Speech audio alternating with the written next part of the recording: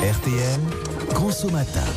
Pour bien commencer ma petite journée et me réveiller, moi j'ai pris un café, un arabica, noir et bien corsé. J'enfile ma parka, ça y est, je peux y aller. Armelle Lévy, vous êtes en mesure de nous dévoiler ce matin sur RTL les villes de France où on achète le plus de dosettes et de capsules de café, donc en grande surface. Oui, Nespresso, le leader incontesté, représente en France 85% des ventes de capsules pour ses machines, mais la marque ne vend pas ses capsules en grande surface.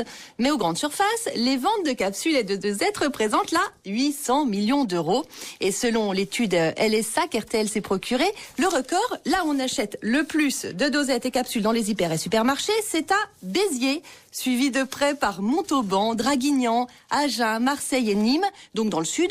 À l'inverse, là où on en achète le moins, c'est dans toute la partie ouest de la France, Saint-Brieuc, Rennes, Nantes, Saint-Nazaire et surtout à Quimper, où là on achète en fait beaucoup plus de café soluble en magasin. Les ventes de capsules et de dosettes ont quand même doublé en 4 ans. C'est vrai, aujourd'hui en France, un foyer sur 4 est équipé de machines à dosettes et parmi eux, les 3/4 de la marque Nespresso. Avec ses machines et ses capsules, Nespresso réalise en France 1/4 de son chiffre d'affaires mondial. Et dans le monde, Armelle ? Alors là, il se vend 15 fois plus de dosettes souples, type Senseo ou Tassimo, que de capsules dures type Nespresso.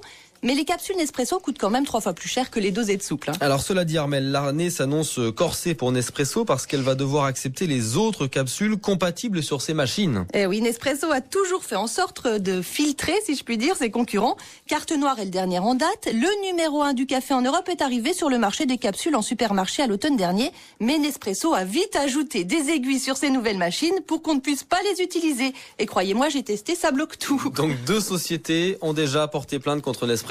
Eh oui, il y a 3 ans, il s'agit de Lord, Maison du Café, le numéro 1 en France des ventes de capsules en grande surface, et Ethical Coffee qui vend ses capsules sous la marque Casino et Espresso.